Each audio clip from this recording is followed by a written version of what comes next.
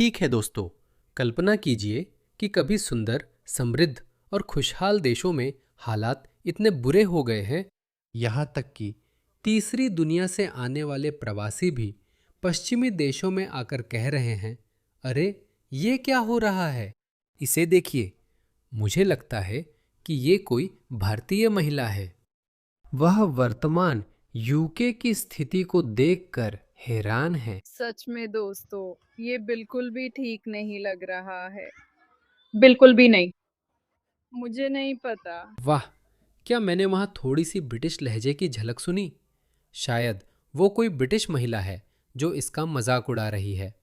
कौन जानता है, लेकिन ये बात तो सही है, ये ऐसा नहीं लगता। कोई ब्रिटिश पार्ट नहीं लगता, ये ब्रिटेन जैसा नहीं दिखता। नहीं, सच में ये यूके नहीं है।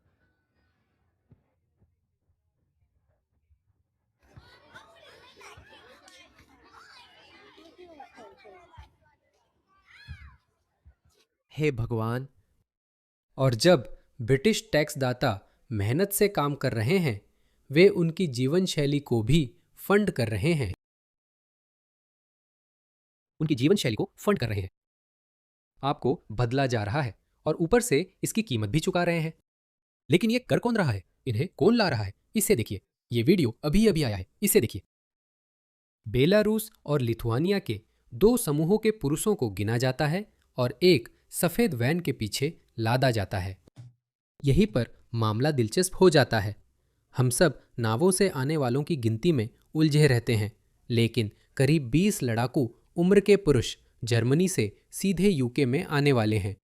तो आप जानते हैं, वे पेरिस और मुख्य भूमि यूके के बीच उस सुरंग के जरिए यूके में आते हैं। ये लोग शरणार्थी नहीं हैं, इसलिए ये पिछले दरवाजे से आ रहे हैं। देखिए दोस्तों, इसे देखिए। 5, 6, 7, 8, 9, 10। यह भी ब्रिटिश एशियन लहजा है जो आदमी इन्हें लोड कर रहा है। 12। इसे देखो। सभी पुरुष जो यूके में आ रहे हैं, उन्हें उठाया जाएगा, उन्हें उन एचएमओ में रखा जाएगा आपके खर्चे पर। इसे देखो, इसे देखो। जल्दी जल्दी जल्दी। अब इन्हें इंग्लैंड के छोटे छोटे कस्बों और गांवों में छोड़ा जा रहा है। ये सारे आदमी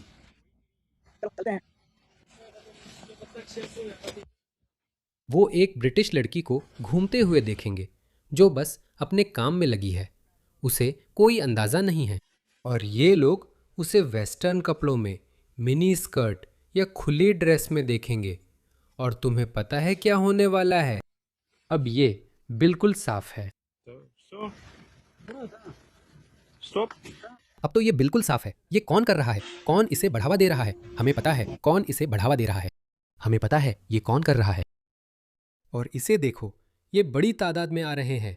और इनके विचार देखो, इनके विचार सुनो। इस आदमी को देखो, मेरा ख्याल है ये कहीं जर्मनी में हुआ था। बस इस गुफावासी के विचार सुनो। वो बिना बुलाए आ रहा है। मुझे नहीं लगता कि वो ऐसे विचार रख सकता है। शायद वो पूरा वाक्य भी नहीं बना सकता, पर उसने किसी और को ऐसा कहते सुना है। वो वही दोहरा रहा है जो उसने अपने कमांडरों से सुना है। ये सुनो। अगर तुम जंग शुरू करोगे तो इस जमीन पर कोई तुम्हें नहीं बचा सकता। तुम हमारे साथ आ सकते हो और खुशकिस्मत लोगों में शामिल हो सकते हो। तुम्हें कोई नहीं बचाएगा। तुम लोगों को कोई नहीं बचाने वाला। तुम लोग और इन पुलिस अफसरों को देखो। मेरा मतलब है, मैं जानता हूं कि ये अपना काम कर रहे हैं क्योंकि ये पेशेवर लोग हैं। वे ऐसा नहीं कर सकते। उन्हें उकसावे में आकर इन बेवकूफ़ों को बुरी तरह पीटना शुरू नहीं करना चाहिए। मुझे नहीं पता, मैं वो नौकरी नहीं कर सकता। सच में, मैं तो सोचता, वाह सच में। शायद तुम सही हो, पर तुम्हें मुझसे कौन बचाएगा? भलाम। इसीलिए और अच्छे कारण से मैं पुलिस अफसर नहीं हूँ। मुझ पर भरोसा करो, कोई भी तुम्हें बचाने नहीं आएगा। वे तुम्हें बीच में छोड़ सकते हैं, चाहे उनके पास आरपीजी हो या AK-47। वे तुम्हें चारों तरफ से घेर लेंगे 200 अरब से भी ज्यादा सैनिकों के साथ। 200 अरब सैनिक? मुझे लगता है कि उनका मतलब 200 मिलियन था।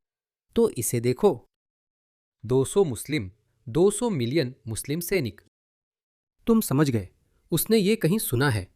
जिसने भी उसे बताया, अरे अफ्रीका जाओ, माफ करना यूरोप जाओ, तुम एक डिंगी पर चढ़ सकते हो, वहां जा सकते हो, इस आदमी से मिल सकते हो, उस आदमी से मिल सकते हो। इसके पीछे साफ तौर पर एक संगठित रैकेट है। हाँ, कीर स्टारमर ने कहा था कि हम गैंग्स खत्म करेंगे, और 2 साल बाद वो चला गया। वो निकम्मा प्रधानमंत्री चला गया, लेकिन वो गैंग्स का खात्मा नहीं कर सका। ये लोग लगातार आ रहे हैं। जो वीडियो मैंने आपको अभी दिखाया, ये नया है, मुश्किल से 1 हफ्ता पुराना। ये लोग आ रहे हैं, इनके ऐसे विचार हैं, क्योंकि ये लोग अपनी जिंदगी सुधारने नहीं आ रहे हैं, ये लोग जंग लड़ने आ रहे हैं। आप वीडियो पर है, वे आपको नहीं बचा सकते। मुझ पर भरोसा करो। देखो ट्रांसलेट्सिया, हाँ, नफरत है, ऐसा नहीं कि मैं भाग रहा हूं। मैं गृह युद्ध से भागा हूं, बहुत मौत और तबाही देखी है। कृपया मदद करें, मैं अच्छा बनूंगा। वे आते हैं और कहते हैं, हम तुम्हें बर्बाद करेंगे, जीतेंगे। यही वे कहते हैं। और सोचो, मेरा मतलब है, यही है। मैं ये बातें हल्के में नहीं कहता, मुझे पता है, मैंने ये देखा है। बहुत से लोग कहते हैं कि ये देशद्रोह है। हमारे राजनेताओं ने हमारे समाजों को बेच दिया है। और ऊपर से वे कहते हैं कि आप जानते हैं, ये लोग युद्ध और उत्पीड़न से भाग रहे हैं, इसलिए हमें कुछ करना चाहिए। हमारी एक जिम्मेदारी है, हमारी देखभाल करना सभ्यता है। गैड्सडेन इसे आत्मघाती सहानुभूति कहते हैं, लेकिन मुझे लगता है ये उससे भी गहरा है। माफ कीजिए, अब मैं ये सब नहीं मानता। ये वामपंथी राजनेता है।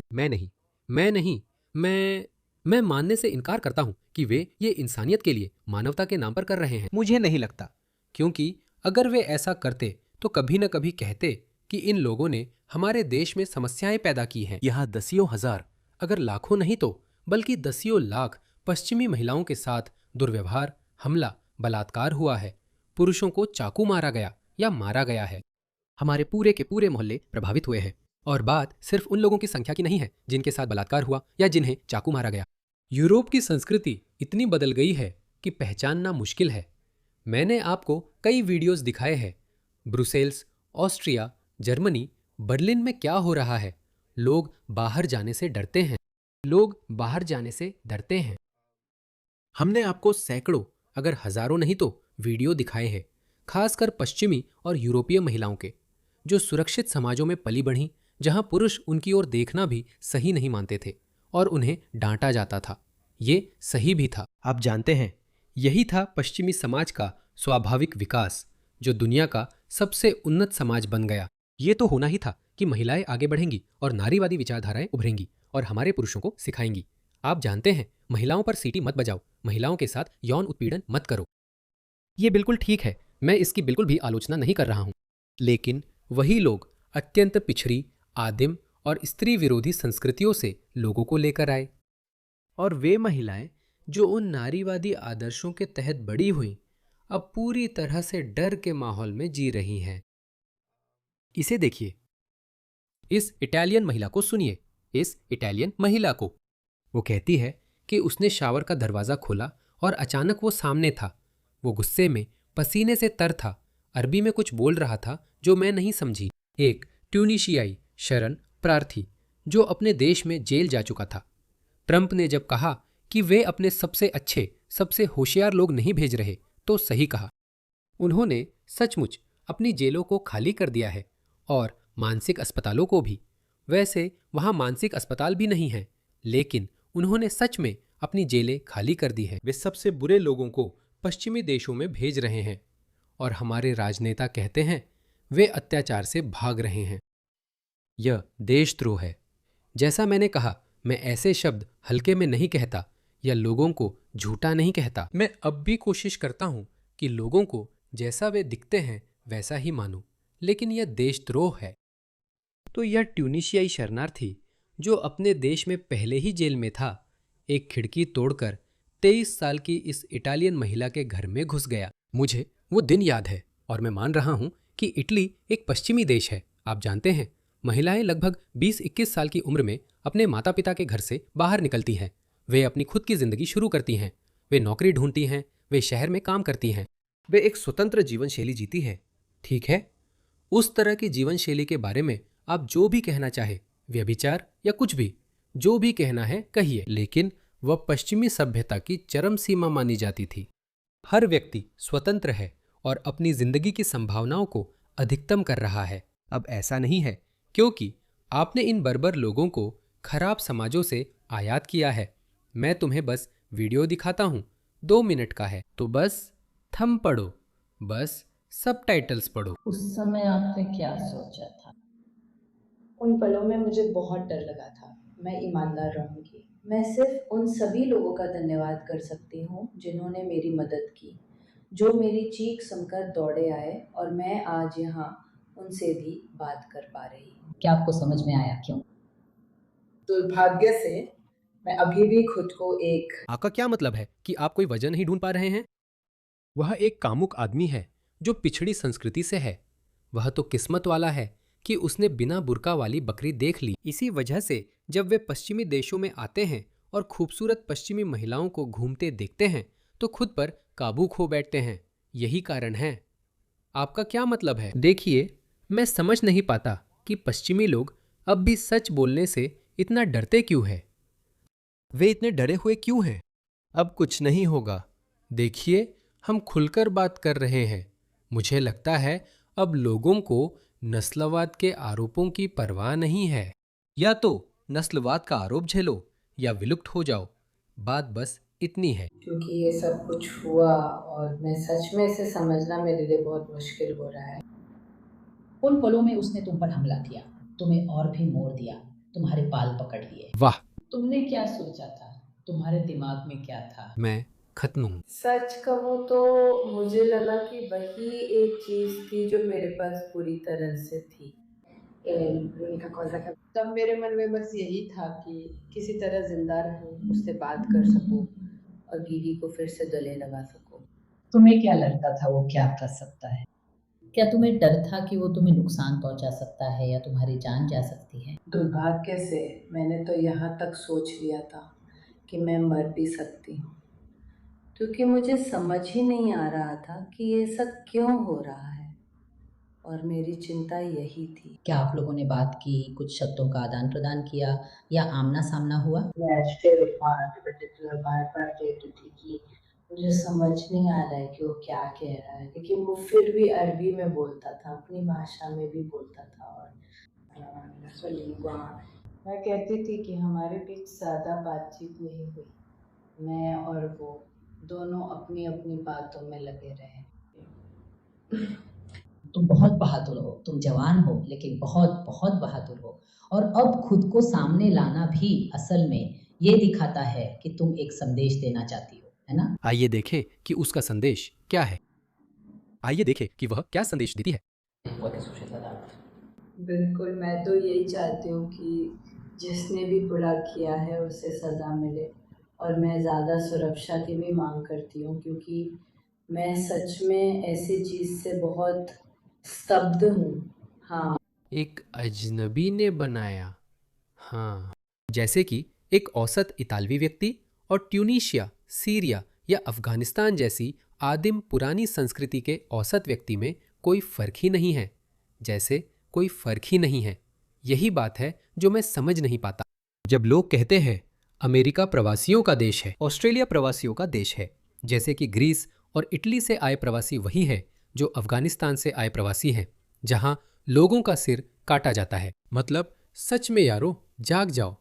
मुझे समझ नहीं आता, सच में समझ नहीं आता। मतलब इस महिला ने कुछ ऐसा भयानक देखा या अनुभव किया है जिसकी कल्पना हम में से ज़्यादातर लोग कभी नहीं करते। फिर भी वे खुलकर नहीं बोल सकती। देखिए, हो सकता है कि जो भी पश्चिमी लोग झेल रहे हैं, शायद आप जानते हैं, वो इसका नतीजा है। वो इसका नतीजा है उनकी उदारता का। मुझे लगता है यही है, हम बहुत उदार हैं। पश्चिमी लोग इतने उदार हैं कि भयानक चीज़ें झेलने के बाद भी कहते हैं, नहीं रुको, ये बस एक बुरा इंसान था। बिल्कुल बिना किसी स्पष्ट कारण के। ये वाकई में बहुत बुरा है। मैं ये कभी किसी को नहीं चाहूँगी। इससे मुझे वो फ्रांसीसी महिला याद आई जो इसी तरह के अनुभव से गुजरी थी। देखो, ये दो उत्तर अफ्रीकी प्रवासी भाई 24 और 25 साल के, जिन्हें पुलिस पहले से जानती है लेकिन कुछ कर नहीं सकती। वो उन्हें गिरफ्तार भी नहीं कर सकते क्योंकि जाहिर है शायद उनके पास पर्याप्त जगह नहीं है। यूरोपीय संघ के कारण वे उन्हें डिपोर्ट नहीं कर सकते, लेकिन पेरगिनी वाल्सुगाना के फैमिली फेस्टिवल में एक मासूम इटालियन लड़की को गिरफ्तार कर लेते हैं। ये इस महीने हुआ। इसी महीने की शुरुआत में 10 जून को उसने मना किया और उसके पिता के बीच में आते ही वे हिंसक हो गए। कुल्हाड़ी, चाकू लहराए और कई लोगों को घायल कर दिया। दोस्तों, यही वजह है कि पश्चिमी वोक राजनेता इस फिल्म से डरते हैं। मैं आपको सिटीजन विजिलेंटे देखने की सलाह देता हूं। मैंने अभी नहीं देखी, आज रात देखने वाला हूं। कहा जा रहा है कि यह गूगल मूवीज पर है। मैं इस फिल्म को देखने के लिए उत्साहित हूं। इसके वीडियो क्लिप्स वायरल हो रहे हैं। लाखों बल्कि दसियों लाख व्यूज मिल रहे हैं। ये कहानी एक अमेरिकी बिजनेसमैन की है जो यूरोप जाकर उन उत्तर अफ्रीकी अवैध प्रवासियों को मारता है जिन्होंने पश्चिमी महिलाओं से सामूहिक बलात्कार किया। जर्मन सरकार ने इस फिल्म को बैन कर दिया।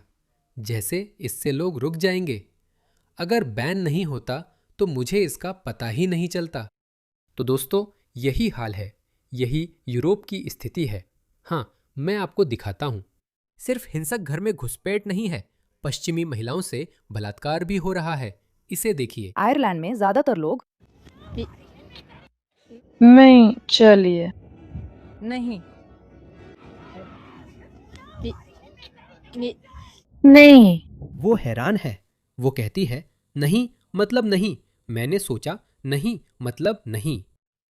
हाँ, सभ्य आदमी ऐसा बकवास नहीं करते, लेकिन वो ऐसी जगह से है जहां उसे फर्क नहीं पड़ता। वो बस हे भगवान। मुझे हैरानी नहीं हो रही क्योंकि मैं इस मानसिकता को जानता हूं। इसे देखो। मैंने इस कहानी को इसी महीने पहले कवर किया था। ये आयरलैंड में हुआ था। नहीं, माफ करना, ये ग्लासगो में हुआ था। इसे देखो। ग्लासगो मोटरवे के नीचे एक किशोरी से बलात्कार के मामले में एक आदमी जो अवैध प्रवासी था गिरफ्तार किया गया। इस टेंट में मोटरवे के नीचे रह रहा था और ये लड़की, ये 19 साल की जवान महिला बस रात 1 बजे वहां से गुजर रही थी, मानो ये कोई आम बात हो। याद रखो, पहले भी ऐसा होता था। लेकिन एक मुस्लिम कहेगा, महिला रात 1 बजे क्यों थी? तुम्हें यही मिलना था। क्योंकि उनके देश में वे ऐसा ही करते हैं। तो उसने क्या किया? उसने बस उसे पकड़ लिया, खींच लिया, उसे अपने टेंट में ले गया और उसके साथ बलात्कार किया। यही अब नया सामान्य है दोस्तों, यही अब नया सामान्य है। यह देशद्रोह है।